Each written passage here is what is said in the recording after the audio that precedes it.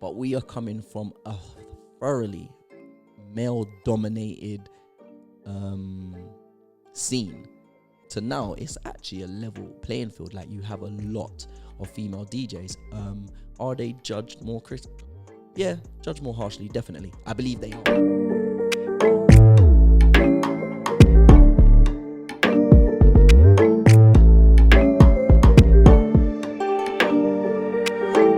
You have to choose DJ or be the mic man. Oh, I'd definitely pick DJ all day, every day. I find it, when we're out in the clubs and there's a crowd in front of me, to speak on the mic for me is mad nerve-wracking. You get nervous. Hella nervous.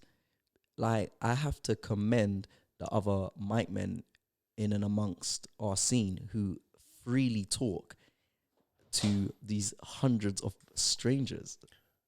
Why am I feeling like you're giving me your professional self? What? It's early in the interview. I'm gonna warm up. Yeah, I'm gonna warm up. DJ Syfer in the place. In the building, in the mix. Do you know, I've had the pleasure of DJing in this very room. I've seen.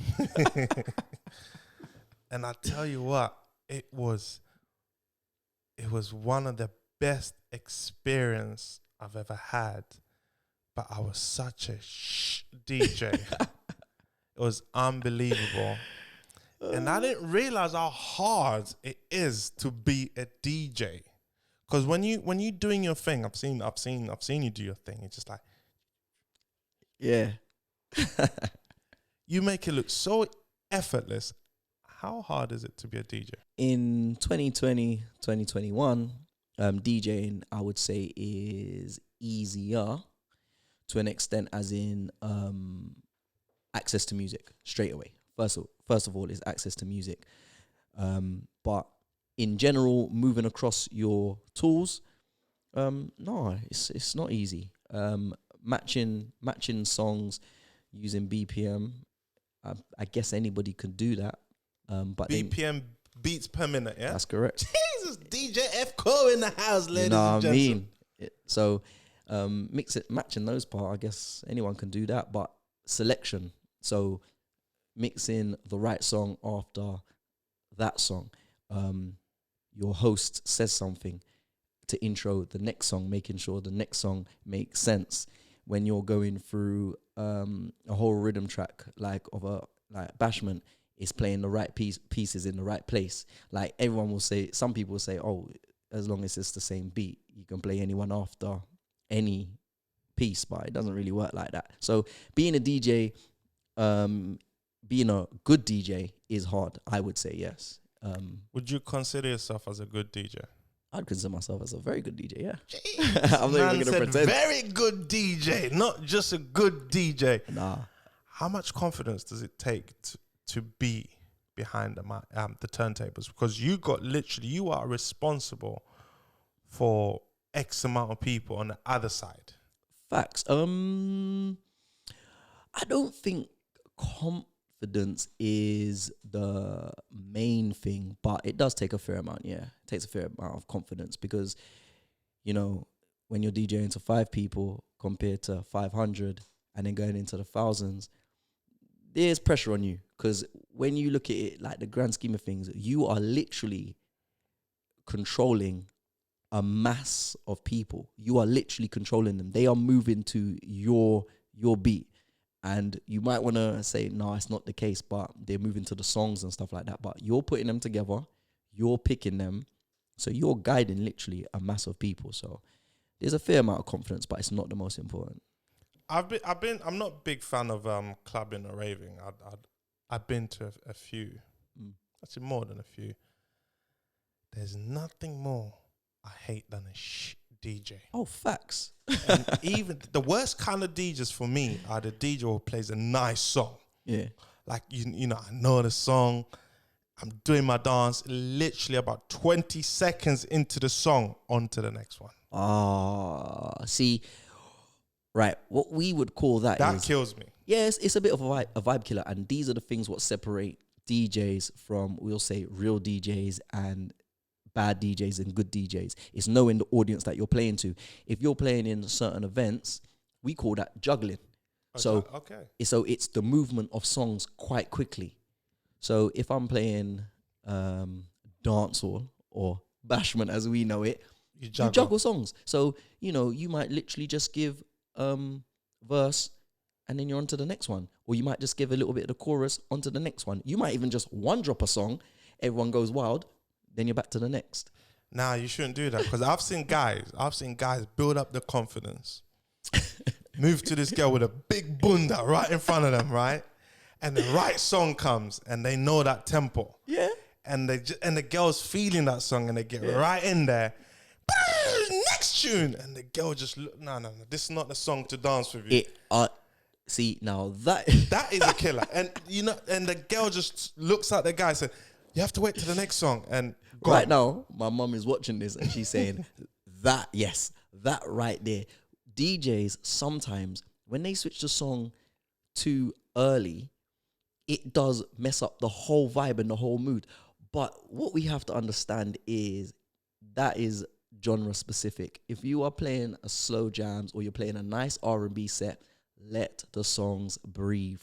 That is something, that's a fundamental of DJing that some forget or some don't exercise at the right times. Sometimes you just have to let some songs breathe. Do you know what I mean? There's certain songs that people love the bridge. Yes. So, and they want to sing along. Right. So let them get there. Let them get there. That's a big thing. That is a big thing. And the other thing I hate Yeah. is when a DJ plays a nice, let's say, R&B song. Yeah. And the next song follow that is Afrobeat. And the next song, bashment. There's no, I'm confused. Those DJs we call genre hoppers. So there's a name for everything. Go through the names. Yeah. Juggling, genre hoppers. You got genre hoppers, you got era hoppers. Era, okay. Yeah, so with genre hopping, what you'll notice though, this is about the audience. Because I'm going to be honest with you, there is going to be audiences that do not care. They don't care. No, listen, they do care. But for one, I paid my £20 to get in the club. So I just need to enjoy it. For the two, I'm half tipsy. There's nothing I can do, so I'm just gonna move along. But You'll it's be killing very my surprised, vibes. though. You'll be very surprised. Look, one thing I do know is I've seen DJs booed. I've seen dance floors clear. I've seen a DJ play a song and everyone's looking at the DJ like, what was that? So, yes, there are crowds that care, but there are some that, I'm not knocking nobody's hustle, but there are certain clubs and places in the West End that you can get away with that. You can play free R&B songs and then free Afro beats and then free bashment. As long as people know the songs and they can carry on moving, they don't really care.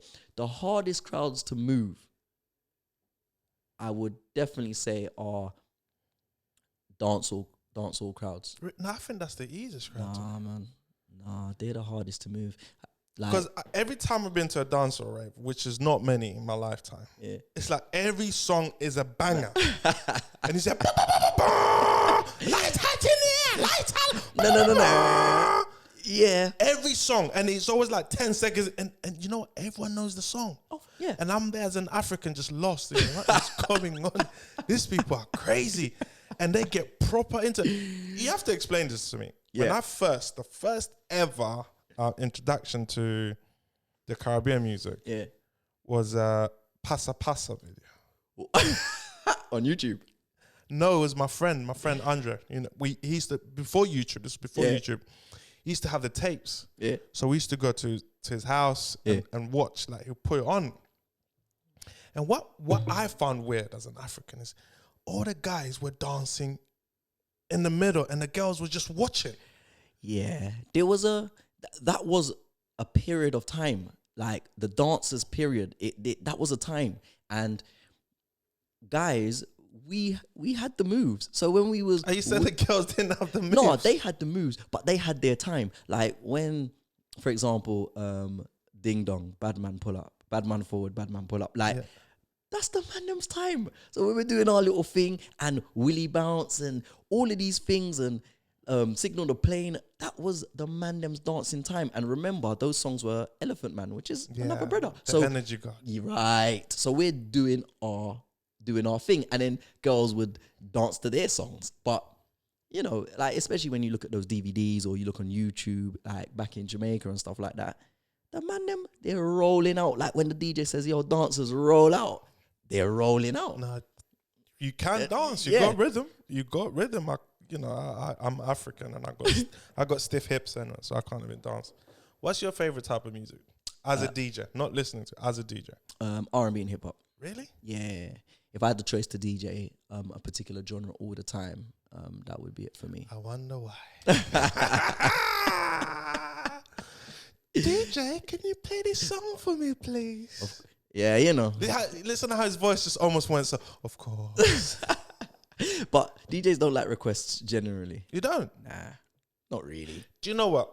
I believe you. Yeah. But DJs, you lot are just different because I used to work out the doors at Baramba. Yeah, old school. And I knew the DJ, obviously you know the DJ. And every time a girl went up to a DJ and requested a song, no problem. When a guy went up, we got a problem. That's not fair. Yeah, it's not fair, but it kind of just is the way it is. Like, but the whole thing about requests is, here's a notion to put. Obviously, whoever has entrusted me to play the right songs to entertain you, they're paying me and believe I am good at that job. Let me do my job. So if you've got 10, 15, 20 people asking you to play songs, that gets annoying. When it's one or two, it's kind of whatever. But you know what is really annoying? Like blood boiling. I'm playing Bashment just for argument's sake. Yeah. I've just started, and then you ask me for an R&B song. I've just started playing Bashment. You asking me for an R&B song now doesn't make sense. That's number one. Number two, oh, it's my friend's birthday. Can you play Beyonce? Blah, blah, blah. All right. You know, it fits in. I mix it in. You and your girls are sitting down, or you and your girls are just chilling. Nah, get out of it. I did that for you, and you should be on the right. dance. Would you not then get your hype man, just call them out? Yeah. He should do that, but you know, in some time. situations, they just don't do nothing. So it's like you ask for all of that to just give me nothing. Yeah, I mean, I like DJs. Yeah. I really do. As you said, you are the heartbeat of any given party. Is it dangerous being a DJ? It can be. Because people just, like in a club, you just see you rock up with your bag, one or two people, if you're that kind of DJ, set up, do the thing and you go. Is it dangerous as in just being on there, someone doesn't like your music selection? Do they take it personal to you after, or they just let it go? Dangerous is the wrong word, but you know, you can get pulled up about certain things. Playing the wrong tune in the wrong place. You know what I mean? Politics. Like an R. Kelly song in a place full of women. Yeah, listen, simple as that. That's simple. There's, you know, we live in London. There's a lot of areas. Playing the wrong artist. Really? Yeah. Playing the wrong artist in the wrong area or wrong ends. Yeah. So you have to do your research before you play the songs then? 100%. Especially when you're playing UK music, definitely. There's politics. Like I've never thought that. Yeah. And these are the things that some DJs overlook, and that's not their fault, because at the end of the day, what you're supposed to be doing, oh, I'm playing here, so I shouldn't play this. Like, I get it, but at the same time, we can't be ignorant to it. It's basically like, you know, over in America, playing like a YG song in, I don't know, in a Crip neighborhood. You just wouldn't do that. Do you know what I mean? Yeah. And these are the type of things that we just have to be aware of as DJs. So on the flip side, yeah, how popular are DJs with the ladies? Come on. We got DJ Syfer in his place. He's gonna tell us the beans. How popular? Maybe I could. No, I can't even come. Sorry, babe. I'm not interested in becoming a DJ. I'm just asking for my. Do you know what? Fans. Can we terminate? Can we terminate here? Can we stop it right here? It's that popular. Let's be frank. Popular, yes. Yeah. It's actually been explained to me by someone many years ago. They actually explained to me. Let's just talk about the females. To think there is one man on that stage with this piece of kit in front of him. He's got power. He's got power. He is, like he said, he is controlling your mood and what you are doing right now. 2 songs, 3 songs, 4 songs, 10 songs, 20 songs. It's time. You are literally controlling these a mass of people. That is a person that is important. That is a person with power. So immediately, if he can control my mood for that long and keep me at this point, that's a good DJ. I want to be a part of that. I'm going to follow him. I'm going to go to his dances. I'm going to listen to his mixes. Like, and then, that's how it goes. Well, it is an over 18 show, so you can. Do you know what? Yeah, man. Let's not pretend. Like, there is a certain amount of we're not gonna say perks because I don't want to get in trouble with anybody, but there is popularity definitely comes with the job, and it's just how you handle that. Some people, swells up their head. Other people, you just take it in your stride. It just depends on you as a person, but we can't pretend. Like, there definitely comes attention with it. Do you think it's easier for female DJs to be a DJ as opposed to male DJs, or is it the same, or is it easier for male DJs? Because I,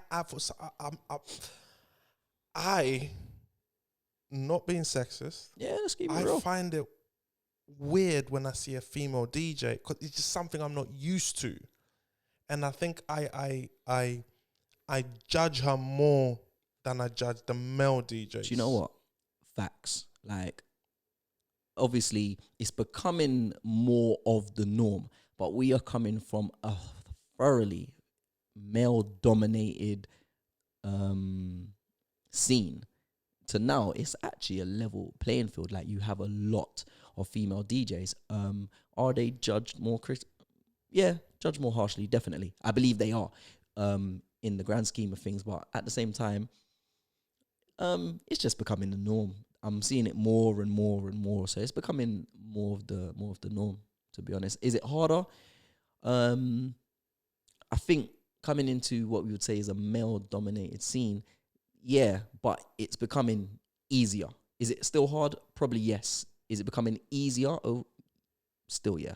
At the same time, yeah, because they do their thing exactly. They're really, really, and there are some really good female DJs, but I think what we do need to do, and this will come with more time, is we don't look at them as female DJs. We just look at them as DJs. And I think the more we see it in like clubland and stuff like that, then you just start looking at, oh, they're a good DJ, DJ so-and-so. And then you find out she's a female afterwards, as opposed to, oh, she is a good DJ.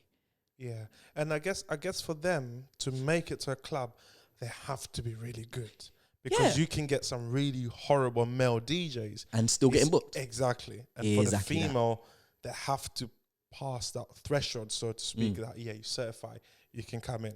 Yeah, and I think over time, that's what's going to be happening, because there are some very good female DJs, but at the end of the day, they're just good DJs. And yeah, it's just about getting them into the right places, you know what I mean, to do their thing. In your opinion, as a very good DJ, self-proclaimed,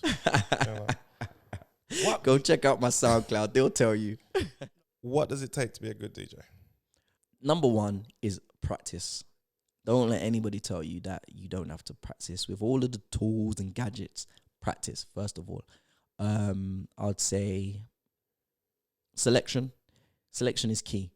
Have it given you 1,000. If I gave anybody 1,000 songs and said, "Oh, play them in order, play them in this order," and I purposely give them a bad order of songs, they're just gonna play them, and to them, they're not gonna know they're none the wiser. But being able to play the right song at the right time, after the right tune, I think is important. So practice, selection.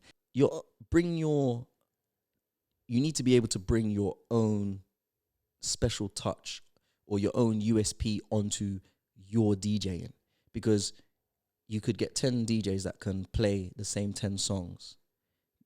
What differentiates, what makes them different, is to be able to put your own style on it. So some DJs scratch, some DJs use loops, some DJs do remixes, some DJs will play a drum pad at the same time.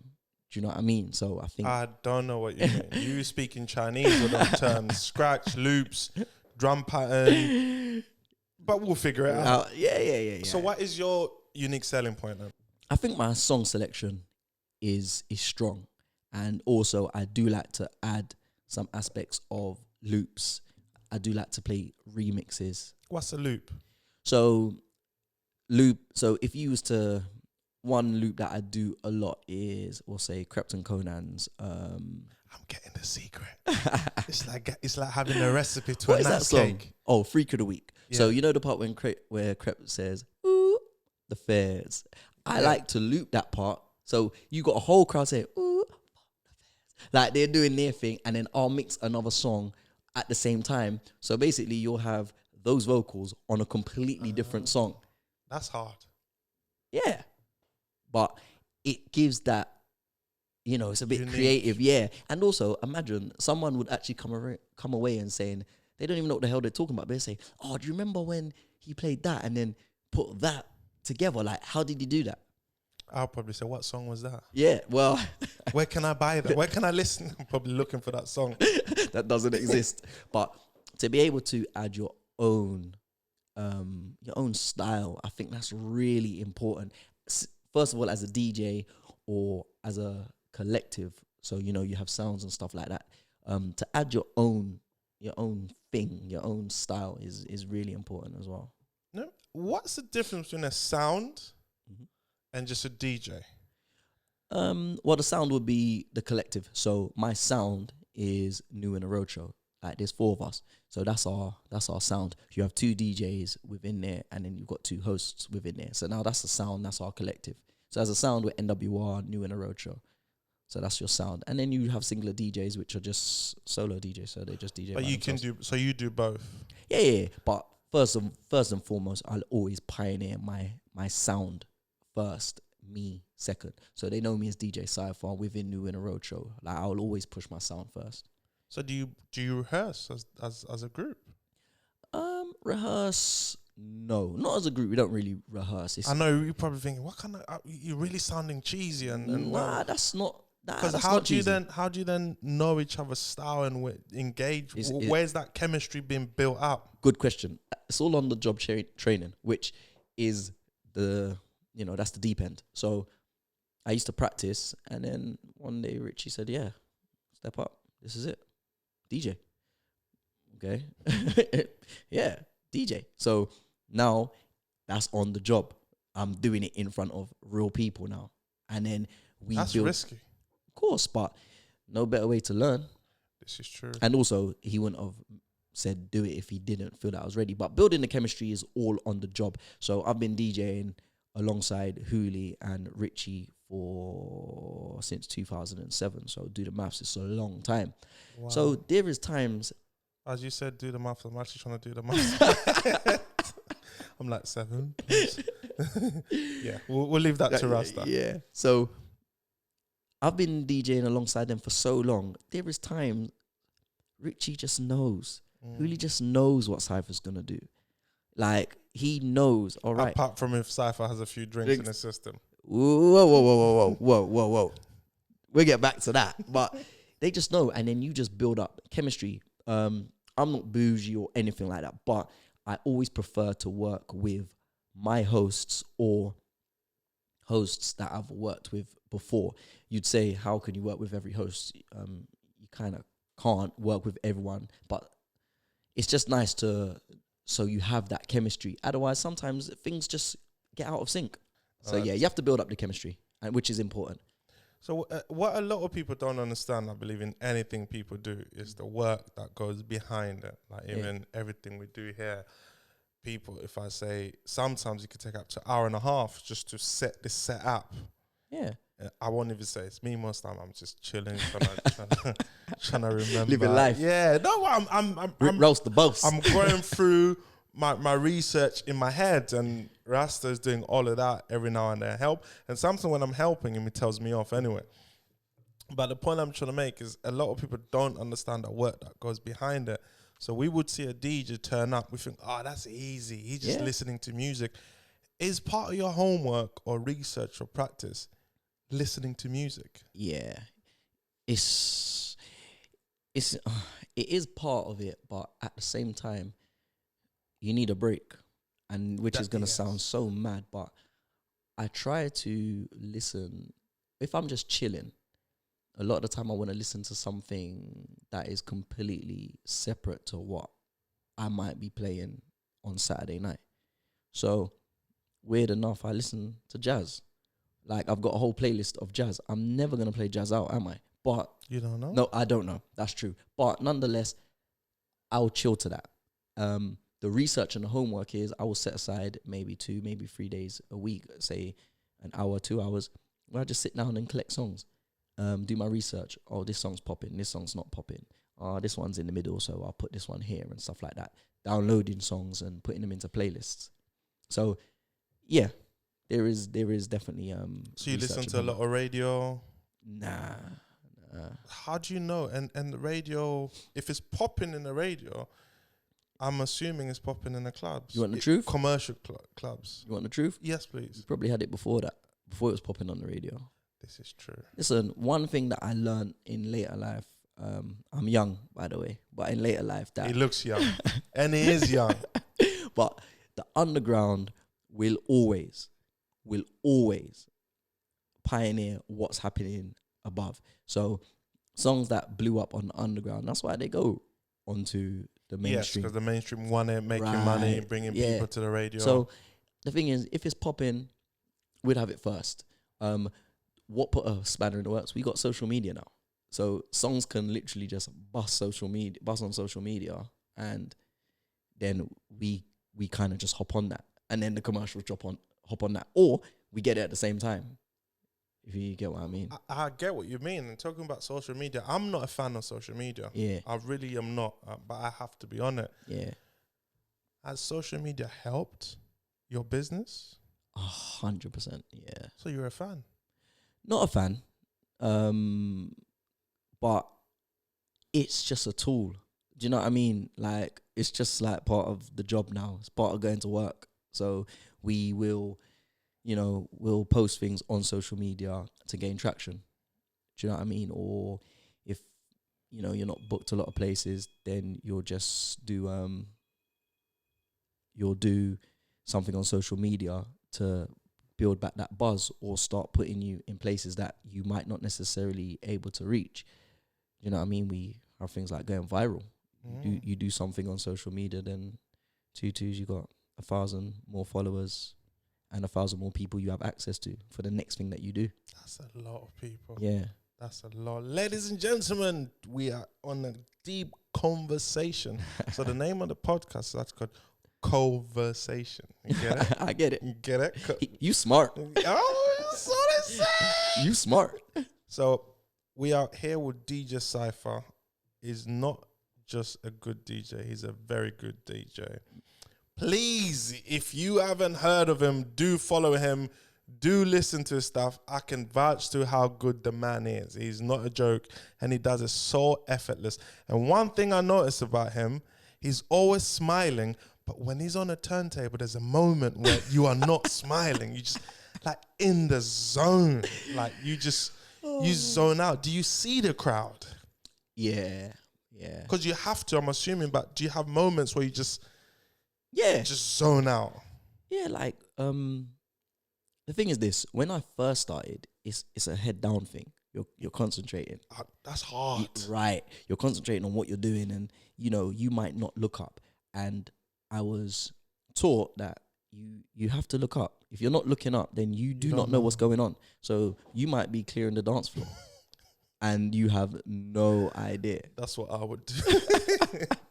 So that is key to be able to look up. But you see me, I have my times where I'm in my zone and I'm just there. I'm pressing the buttons. I got my little bounce, my little sway, but I'm just zoned in. I'm zoned in. But I love to have fun when I DJ. And I think when you see the DJ doing his thing, he's swaying, he's happy, it transmits. Yeah, like DJs who would just, like, that's not fun to watch. That means I'm a good DJ then. because I'm having fun. Like you saw me, I was vibesing. You got the energy. I got the Which energy. certainly help. Which certainly helps. If you don't ever need a hype man who doesn't know the songs, I would just because you have to know the song.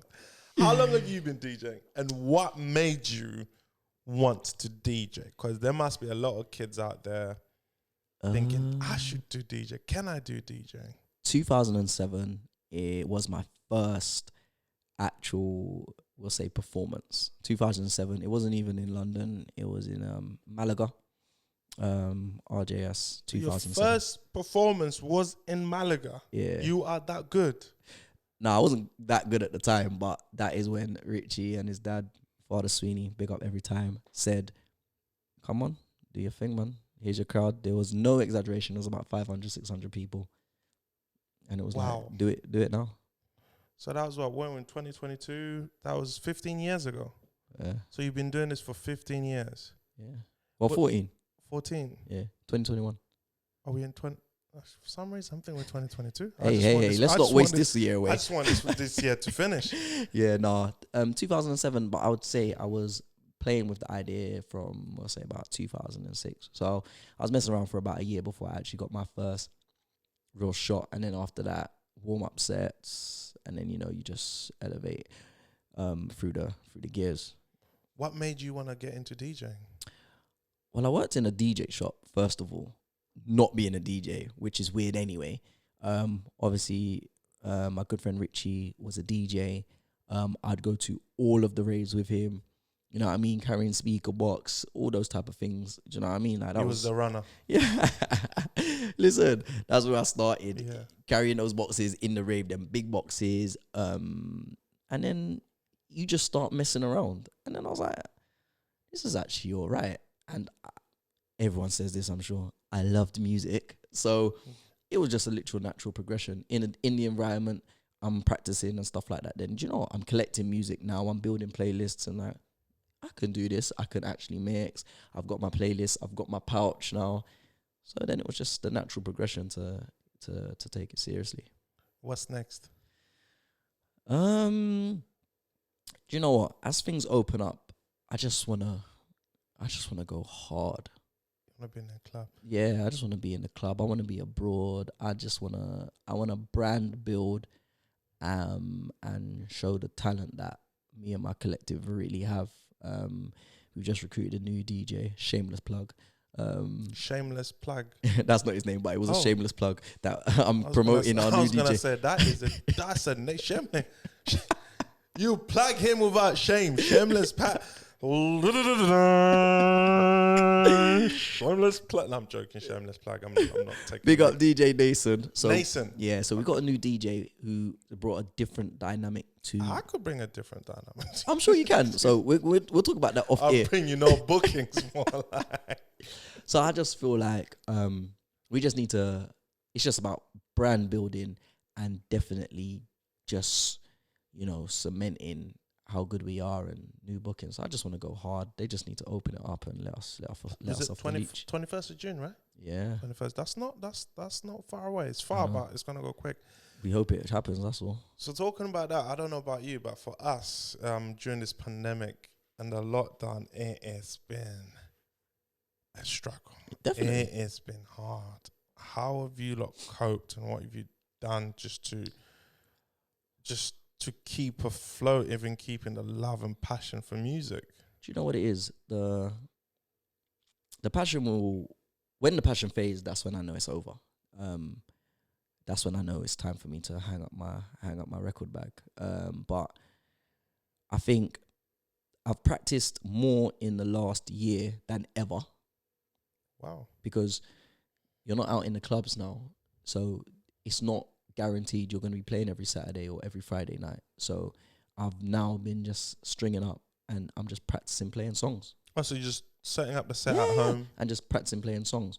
Also, we've been doing the Instagram lives, Twitch, because not being out, staying relevant is now the struggle. So it's just about giving content. So mix CDs after a while. So this whole live aspect. Did you jump on the live early from earlier? It took you a while to jump on it. Took me a while to jump on, as in I would be involved in live. I'm there commenting and, you know, building a vibe like that. But actually me DJing, for a while I was just like, oh, nah, this ain't gonna last. First of all, I thought, this ain't gonna last. And why am I gonna do this? Then, all right, this thing looked like it's gonna last. So let me jump on the bandwagon, as it were. But I didn't really enjoy it that much. There is just something about that interaction that's really missing. I love when I look up, I see a crowd of people, or my host is there, or there's a bar, that vibe. When you're just looking at a comment, when you're just looking at comments, it's just a bit different. Like, it's just missing. But it's funny you say that. I didn't think I would enjoy watching a DJ live till I watched you guys. Yeah, it's not bad. Because what then happened, I was hearing songs.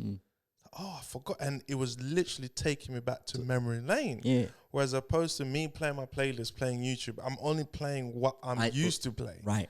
And then when you lot are playing, like, oh my gosh, obviously apart from you chop it up every 10 seconds, I'm like, right, and this, and I enjoyed it. And that's what it is.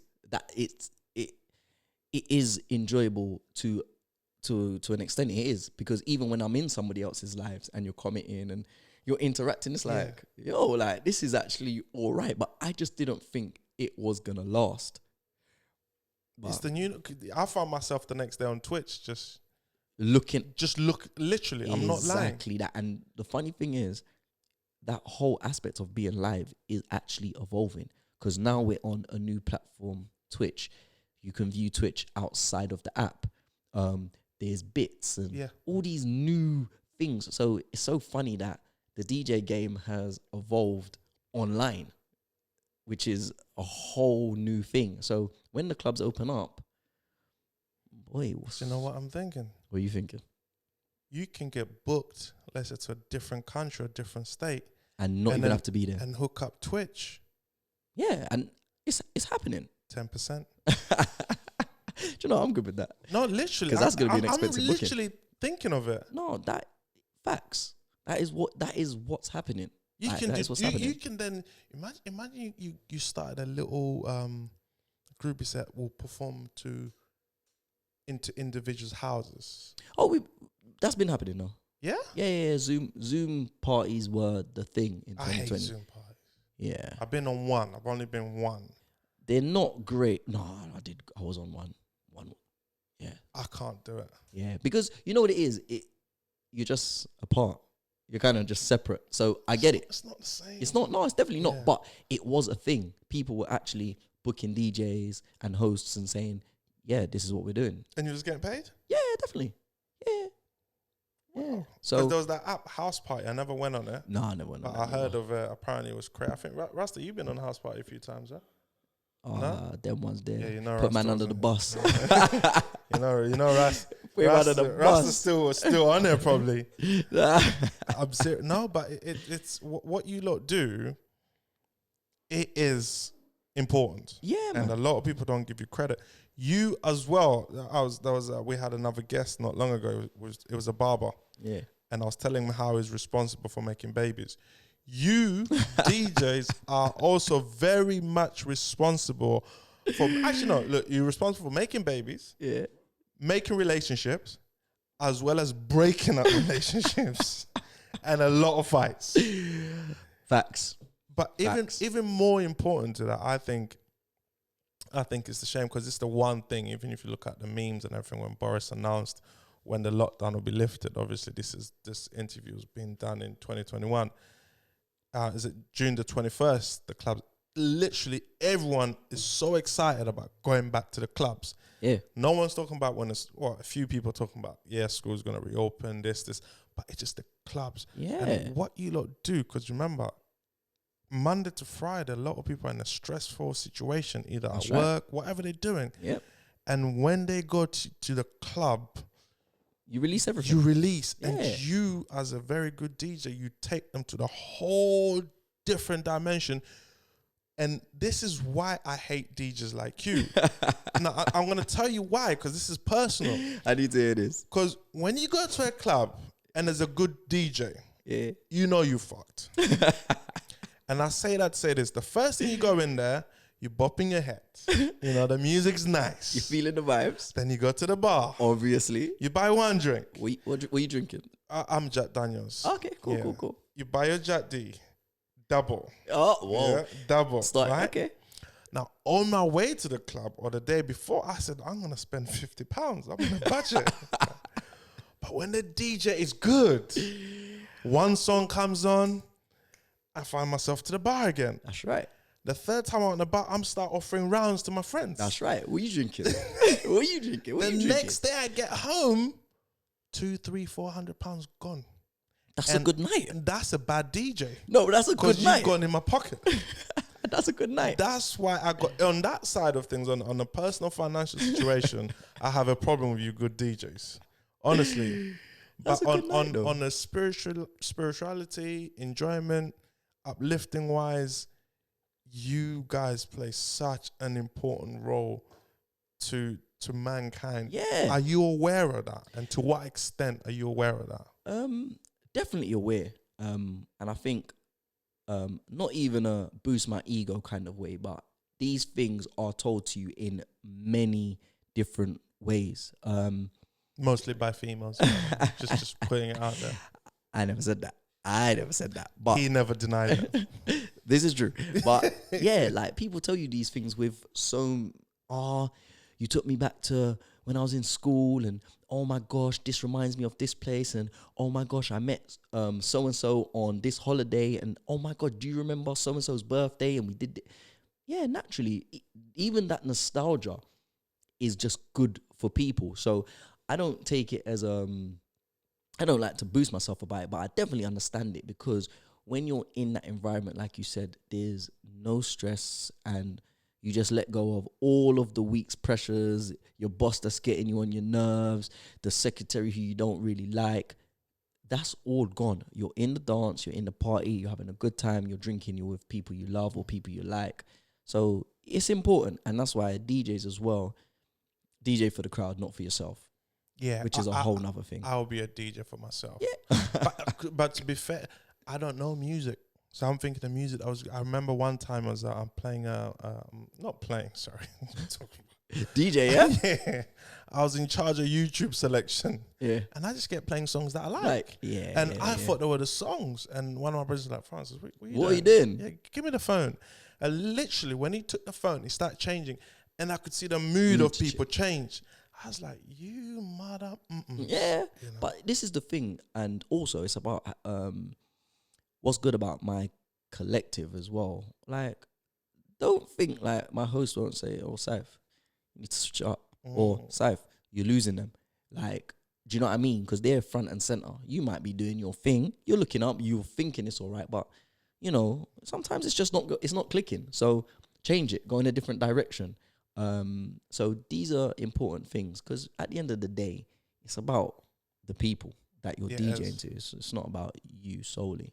What is DJ Syfer like when it's got a little bit of juice in it? 'Cause I'm asking you this because you always say, I'm not drinking. Yeah. I'm not drinking.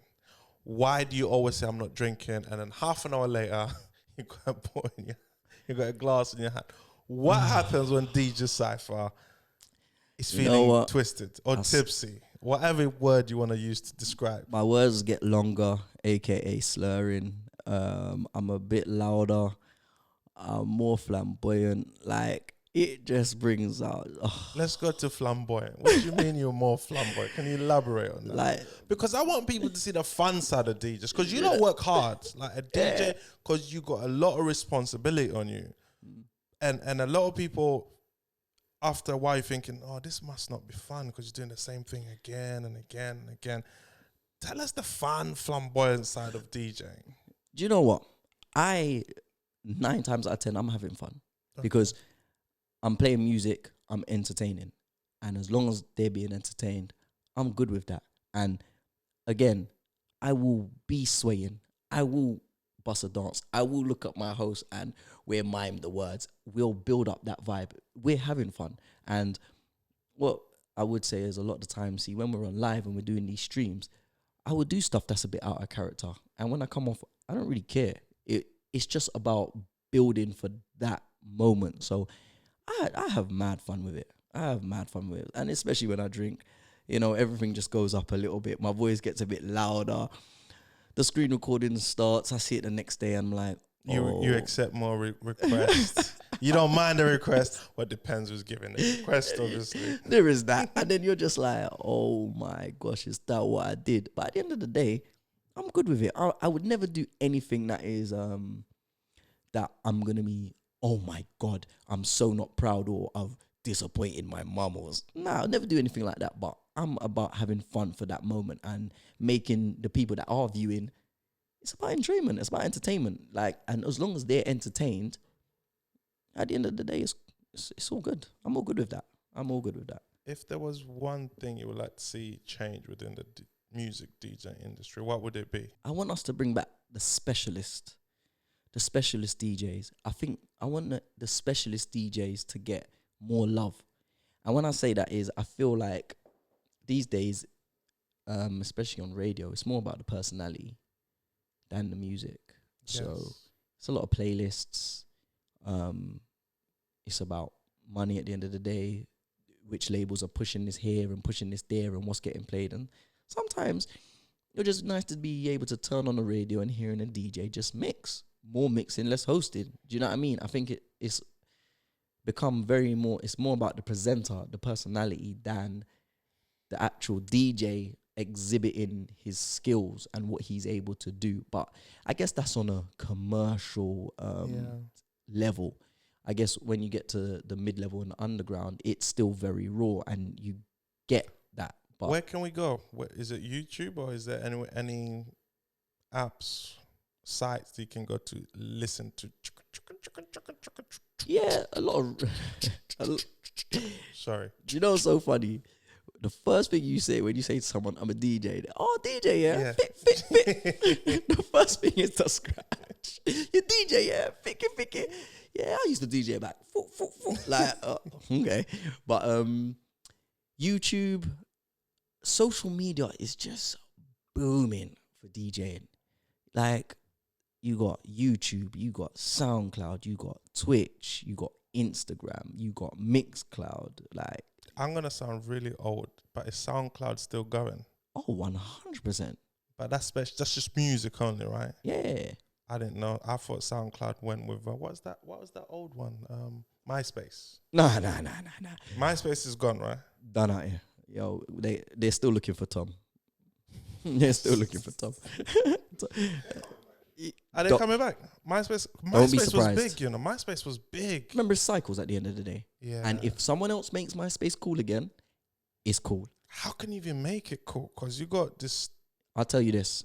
If Kim Kardashian opened a MySpace tomorrow, what do you think her millions of followers are going to do? If MySpace gave Ronaldo big money and said, open a MySpace, it's all about endorsement at the end of the day.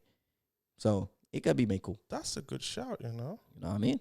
If the DJ just decided, okay, we're only going to DJ on MySpace Live, what's going to happen? Everyone goes to MySpace to watch MySpace That's what Live. you lot could do. All the DJs hold a meeting. Yeah. 10%. All the DJ hold a meeting, right? Contact MySpace and say we want such and such X amount of percentage, and we're going to DJ exclusive on MySpace. Hey. DJs get together. You know, and this is another thing. Obviously, there is always divides. You know, everyone is looking out for themselves and stuff like that. But what I have actually noticed, I say that to then say this. I think during this whole lockdown thing that we're living in, I think definitely amongst DJs, there's been a lot of unity. Can't find a better word, but unity. DJs working together, pioneering the change from one platform to another. All these little things, I think the DJs have worked quite well together in this whole pandemic. Let's hope that carries on, because I think that's the secret to breaking down any door. Yeah. And then that way you be protected, because if you stand alone, any big company or organization, they just trample you, like, oh, you have no weight behind you. Literally. The DJs come together and say, okay, we're not performing at clubs anymore. We want XX. We're not going to do radio on XX. And if these companies have no one else to go to, Yeah. they'll say, okay, guys, come to the table, let's negotiate. And I think that's crucial, which a lot of businesses, not just in the DJ world, they don't do that. It's just, oh, I want it all. I want it all. But what you don't realize, there's more than enough for everyone.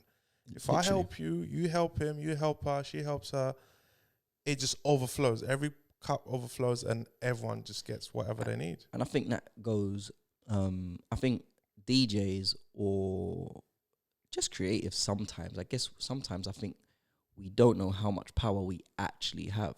Like, what the DJs are playing is what people are listening to. We can make people like songs. We can make radios pick up songs. Do you know what I mean? Like, if all of the DJs on this side of London decided, all right, yeah, this is the tune that we're going to pioneer and people are going to like it, you easily can. So I think even with outside music, even with what was that song? Clarks. Apparently Clarks was sold out. Who done that song? The Bashment. It was one of you. Cartel. Apparently Clarks was sold out everywhere when that song was done. Facts. Like, it's cult movement. It's Vibes Cartel. The biggest thing in dancehall at that time is singing about Clarks. So what am I gonna do? I hope he had some deal with. I hope he did, because some people don't like you know that Esud song. I woke up in a new Bugatti. Yeah. Apparently, sales for Bugatti after that song skyrocketed, but they never had no deal, no nothing. There you go. So I hope Vibes got something. See, ownership is another thing, and negotiating. So, and these are the things I think everyone, or not everyone, but some people just underestimate their power. I don't think Vibes Cartel did, because Vibes Cartel is a smart man, genuinely. So I'm sure something happened there. But Ace Hood just thought, I'm gonna sing about this, and that's it. And Bugatti get all of the rewards, and he gets nothing. So people need to realize, like, you can make things pop, you can make them bust, you can make them big very easily. You go viral, that's it. Mm-hmm. Songs go viral on TikTok, that's it. They're gone. Do you know what I mean? Drake is good at that. Of course, Drake he's a viral king. He knows what is going to pop or what people want to hear, what they like, and 2-2s, it's massive. Rasta would testify. He's one of my favorite artists. I'm telling you, I'm a Drake fan. Big up Drizzy Drake, man. Yeah, I literally am. Drizzy Drake's cold, man. I don't get what no one wants to say. Drizzy Drake is cold. Yeah, a year ago, I didn't know who Drake was. I did, but I wasn't a fan. Now I'm a fan. Big up Drizzy Drake, man. So let's say there's a young kid out there wanting to become a DJ, thinking of becoming a DJ. What advice would you give them? What advice would you give them? Practice, and hone your craft. That's what I'd say to any young kid. The theory that 10,000 hours makes you an expert, it's real. Like, it just doesn't just happen. You don't just become a good DJ. You don't just start scratching. You don't just start looping. Like, it's practice, and spend your time on it. So, you know, building your playlists, picking up the music and stuff like that. Like, that's important. You know what I mean? So practice, and also, I think, you know, just look into the music, because we talked about genre hopping, we talked about era hopping. Do you know what I mean? Like, just don't just look at the songs on face value, as in, okay, these are the songs. Just look just a bit deeper. So, you know, playing a song from 1992, then playing a song from 2002, it's a bit mad. It's a whole 10 years. Do you get what I mean? Like, there's a whole 10 years. To the average listener, I don't care. I like both songs. But, you know, if you're building a vibe in a rave and you're playing that 90s vibe, keep it in the 90s. If you play from 1990 to 1998, if you're playing songs in that era, there's a lot of continuity. Do you know what I mean? There's a lot of continuity. So stick to that. So I'll say just practice and learn the music. By your experience, how far back do you think they should start learning the music? Also depends what type of DJ you want to be. You might want to be, because think about this, there is going to be a generation of drill DJs who are going to be playing solely drill. I think there was probably a time where if you said there was going to be an R&B DJ, you'd think, there's not that much R&B. So how's that going to work? But now you got seasoned R&B DJs. So I think decide what type of DJ you want to be. I'm open format, all genre DJ. So I play a range of genres. I have some that I'm better at, but in general, I can play to the majority of crowds. Which that is crucial because you don't want to limit yourself to one genre because you won't get no booking. But let's look at the flip side. Jack of all trades, master of none. Like it is all about the balance. So I would say I'm very strong at R&B and hip hop. Going back, I'm very strong at that. Mid-tempo R&B, I say I'm very strong at that. So these are the ones that I know I will excel at. And then dancehall, I'm good at. I can play garage, I can play house, but I'm not a specialist. Do you know what I mean? So I think that for a young kid who wants to DJ, also decide your direction. On general, how many males would you say in a club come to and ask for a request for an R&B song? Not many. And how many females will come and request for R&B song? You just want to get me in trouble. No, I'm just asking questions. How many? A few. That's why R&B is your favorite. You see, ladies and gentlemen, that's why R&B is his favorite. It has its perks. Hey, ladies, just play with, just listen to what you want to listen to. Guys, you want your songs go to a pasa club in Jamaica. Oh, man. No, that's funny still. But yeah, the ratio is. So he's thinking about it. When did R&B become my favorite? Do you know what though? Household where I grew up in, it was a lot of soul and R&B. That was the stuff. So that's what I grew up on. So I feel that. Do you know what? He's gonna say, ladies this is and gonna sound mad. He's gonna tell us. When I started DJing, I'm gonna say between 2007 and 2009, maybe 10, I didn't have no bashment in my CD wallet. No dancehall, no reggae, none of that. And then I didn't want to do that. I bet you I can pinpoint the day and hour and time you started adding bashment. When? The day you got in a relationship.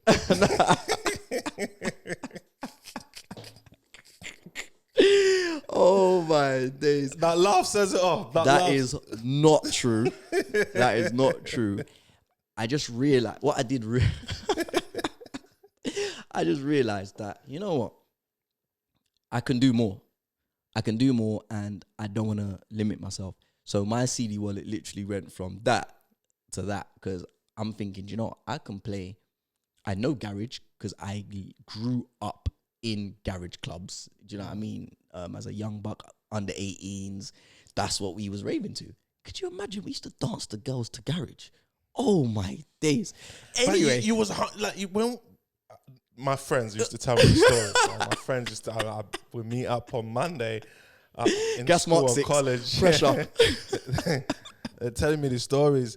They will go to a club and see this girl's big bundas, and he was hungry back then. Because remember, it was when we were younger. It was. Let me choose my word carefully. It was hard to get with females attention. Yeah, we could do it on in certain areas, certain places. The environment had to be right. That's right.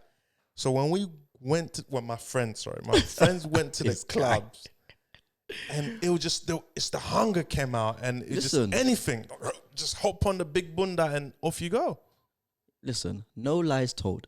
Imagine on the way on the bus. Because you're young, you're on the bus going to the rave, or you're on the train going to the rave. I'm gonna dance with 15 girls tonight. I'm dancing with 20. What? You're dancing with 20? I'm gonna dance with 25. And guess what?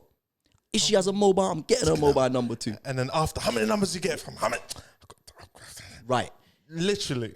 But we was doing that to garage music. R&B was the hour at the beginning of the rave that nobody cared about, and you was dancing to garage. Like hopping from girl to girl. And it's madness to think. It was like a market. Yeah. And everyone's good. Everyone's good. Crazy. Or, you know, when she gave it the look back. Yeah, that's the look back when the When- DJ when changes the songs. You're like, No, the other look back was when the girls look back and Yeah, she you carries on drop- dancing, you look at your brethren like, that's me. She's good. Or when she gives the look back and moves away, then you're like, no, that's not me. what if she gives you the look back, but she doesn't move away, she just steps away. Oh. and you know your boys are watching, your hands are just staring like, what? Like, you know you need to leave, but how do I leave?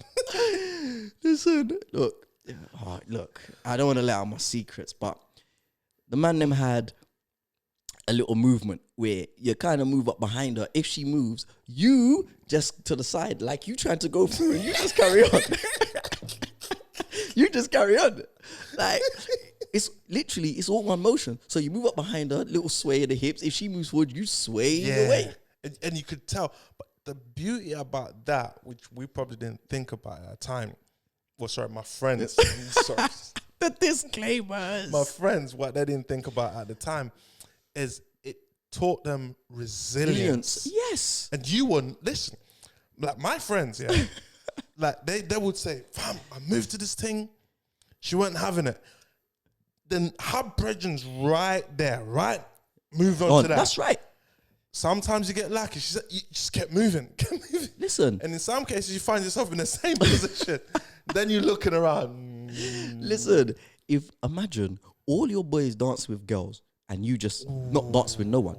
That's mad. You don't want that to be you. But there's always that one guy, though.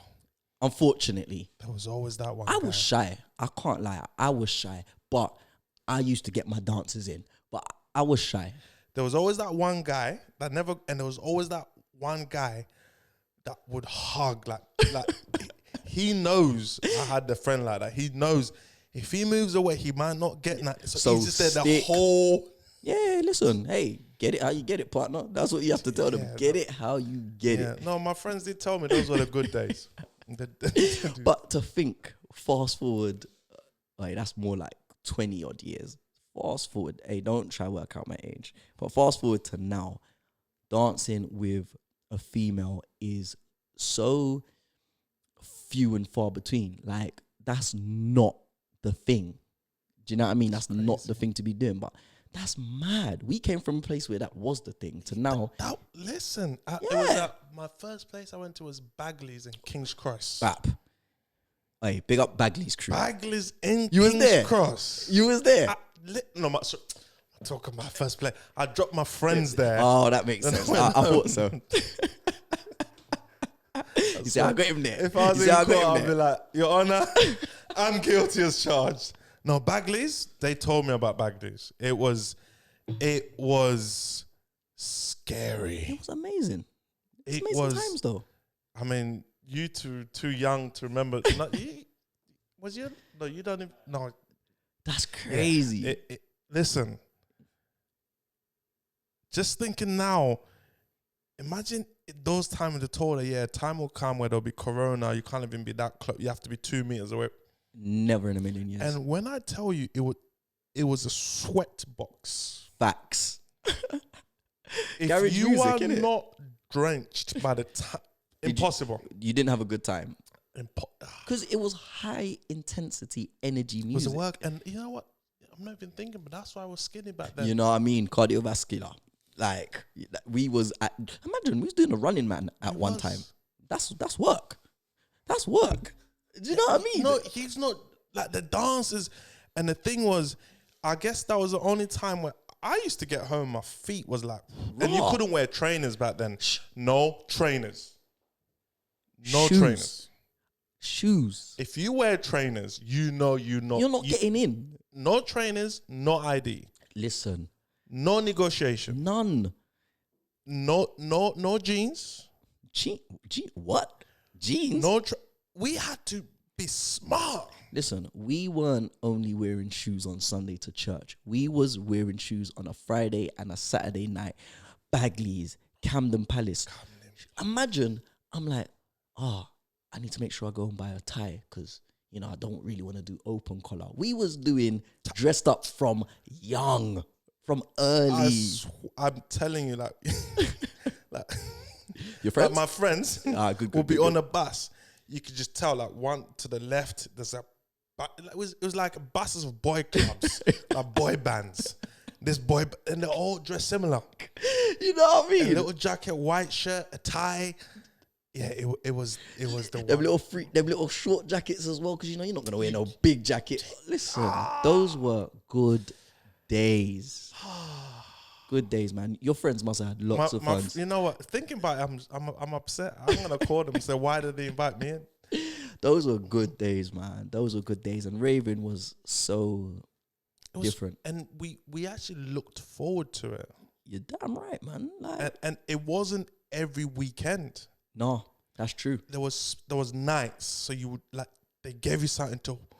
Yeah, Bagley's next one. Yeah, Like when you know the ball was at the end of every month at Bagley's, that's it. Yeah. You might not go out for the whole month, but you're like, it's the ball. You got your ticket. You ain't got your ticket. Well, I got my ticket. Like, and then it's a celebration that night. exactly. And at the end, the CD flyer guys are giving up, and you sing. Yeah, the next one. What? And I swear it was like some of them were like 2-3 months away. That's right. But you had no choice but to No. wait. The hype was built. That's right. It was a different time, man. It was a different time. Good times. Very good times. I swear. And back then, my friends went far out to meet the girls that linked. I'm talking about High Wycombe, Birmingham, Manchester. Listen, you gotta go where you gotta go. It was. Now you got social media now. Exactly. You can meet someone from Birmingham literally on your phone. Yeah, it's crazy. It's a different crazy. time. DJ Syfer, where can these people find you? DJ Syfer on all formats, all platforms. Twitter, DJ Syfer. Instagram, DJ Syfer. On SoundCloud, actually, it's Syfer-NWR. Also the same on Mixcloud. Follow my sound, NWR World, on Instagram, Twitch. And yeah, that's where you can find me. I'm everywhere. I'm on everything. I think you should also get DJ Syfer on MySpace just in case. Do you know what? Just in case Tom comes back. Do you know what? That's right. You know never know. My page is probably still there. Yeah. But I had a different name then. What was the name then? MC Shorty. Spelt with 2 E's. So could you MC then? No, those days are well behind me. Please, let's not. But do that. you could. Back in the day, yeah, I could. Come on, we just went back in the day. Give us a little something. I don't remember my lyrics. I don't remember them. Just freestyle. What? You're trying to embarrass me. I'm a DJ now, yeah? Allow me, please. So, this is the part of the show that I actually do enjoy very much. So, this is you close the show. Yeah. That's your camera. Oh. Close it anyhow you want. You want to sing. You want to do the chicka, chicka, chicka. It's up to you. Message, whatever. It's on you. This is DJ Syfer alongside Francis, and we're signing out. Thank you for tuning in. Thank you for listening. Make sure you check me out on all platforms, and I hope to be out entertaining you in the club very, very soon. Ladies and gentlemen, thank you for joining us. Until next time, don't forget to subscribe. Don't forget to like. Don't forget to add. Don't forget to share. Don't forget to comment. And don't forget to set up your name on MySpace. Till next time, love, peace, and happiness. We out.